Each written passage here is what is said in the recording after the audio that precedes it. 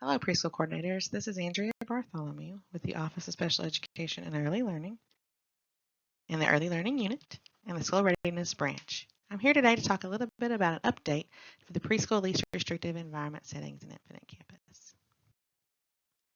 As you know, the Kentucky Preschool Program is an inclusive program.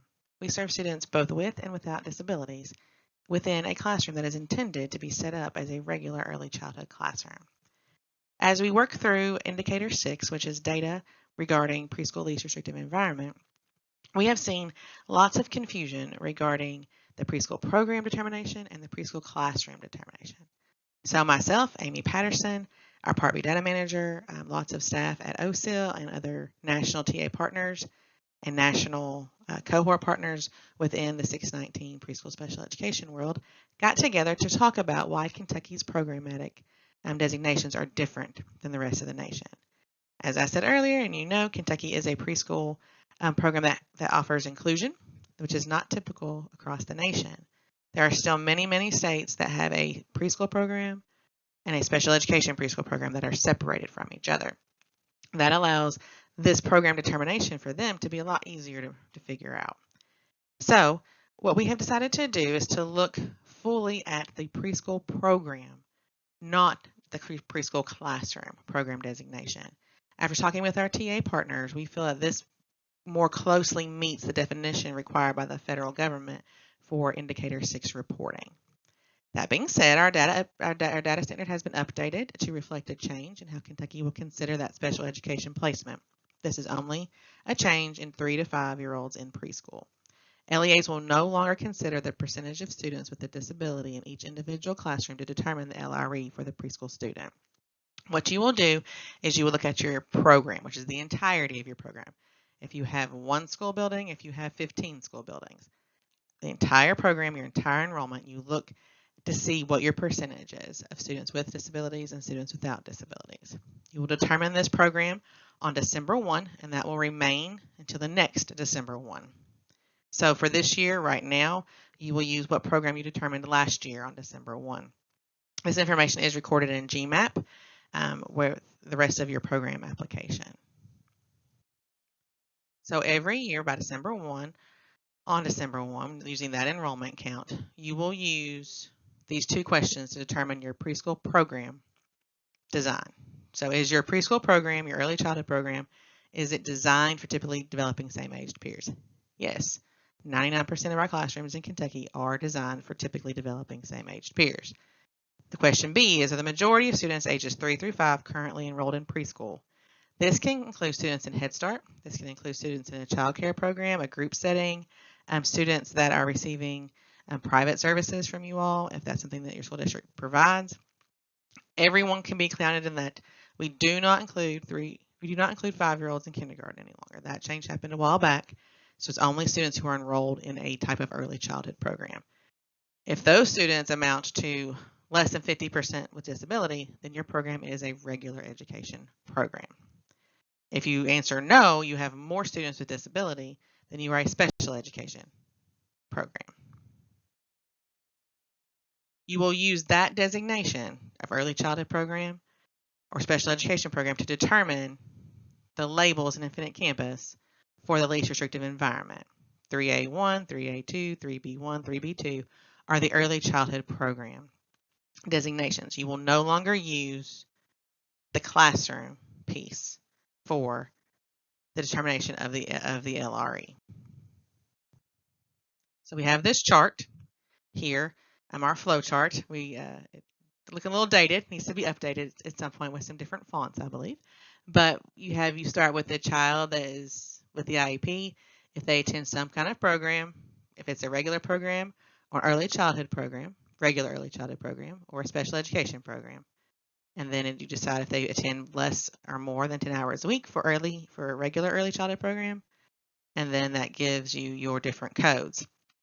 If your program is determined to be a special education program, you do have more than 50% of your total enrollment being a special education program. Total enrollment with a disability being a special education program. You will choose separate class, separate school, or residential facility. Some cautions here when choosing special school Special school does not include Head Start. We've had some confusion that there's a separate Head Start building, that's a separate school. It's not considered a separate school within this process. It is considered part of your regular or special education early childhood program. So those students would be included in a special class or a separate class. They would not be included in a separate school. Residential facility would be Kentucky School for the Blind, Kentucky School for the Deaf. If you have a medical facility that the child is residing in, or if there is a program for the child's mental health they are attending, or behavioral issues, if they are living there, their residents there, we can include those. Those are few and far between for 3 to 5 year olds. So if you come up against that situation, please reach out to me or Amy Patterson, our data manager, to have information regarding what is considered a residential facility or not. We want to make sure that we get our students coded correctly. Now, if you have a child who does not attend a program, so they are receiving services at home, that means they do not count for state-funded preschool programming. They're only receiving special education services in the home. We do have a few of those across the state. Those would be kiddos that are incredibly medically fragile or are physically unable to attend a program. That would be considered a home student. And if you have a student who comes in just for speech therapy, OT, PT, things of that nature, if you have that kind of program within your district, those students are served in a service provider location. They are not served at home because they're not physically served in the home. We've had a little bit of confusion with that as well. So make sure that if a child comes in for private speech or OT, PT, that they are marked in a service provider location. These, of course, are the settings that I just discussed, being separate class, separate school, residential, and then the home location. That's just additional information. We need to make sure that we are carefully considering the placement of students with disabilities so that we can ensure each student is receiving the LRE that they need. That is one reason that we wanted to provide this flexibility to LEAs, is because we have seen and we have heard and personally have experienced situations where a student is being placed in a classroom because it's the only classroom available without that cap quote number of students, that 75% number, or we have that only being the only placement for that child, not necessarily what that child needs. This opens it up a little bit to say, okay, I understand that, Miss Post-it Note has 75% disability in her classroom, but, Miss Jim needs to go, Miss Jim has 50% disability in her classroom, but this child really needs Miss Post-it Note. So we're going to put her in Miss Post-it Note's class, and that's going to be okay because Miss Post-it Note has 15 students with speech language impairment and 1 student with autism. So her classroom is not functioning as a special education separate class. It is functioning as a regular early childhood classroom. We may have a situation where you do have a classroom that is functioning as a special education classroom.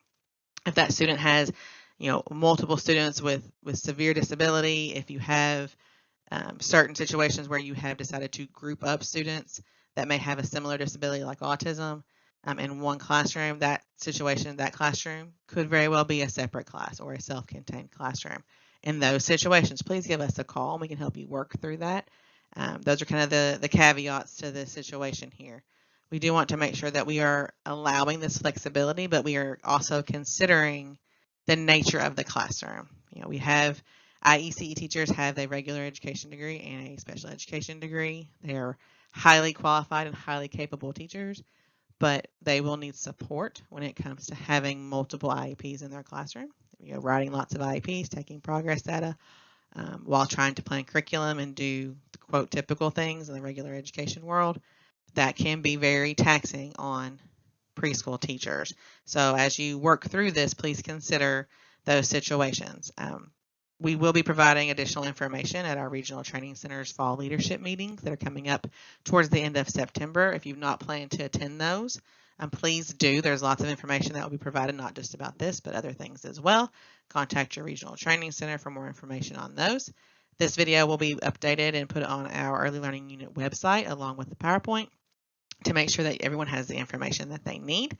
I believe Amy Patterson, our data manager, will be providing information as well at her beginning of the year trainings that come up pretty soon. And we'll have a little blurb in the Infinite Campus newsletter as well. So lots of information coming at you about this, lots of different ways for us to understand this new rule as far as applying only preschool program totality to our program determination and not considering the classroom structure when considering least restrictive environment placement. Please feel free to give me a call or to give me an email. My email is andrea.bartholomew@education.ky.gov. You can always find me and ask me if you have any questions, and I'm happy to work things through with you. Thank you so much. Have a great day.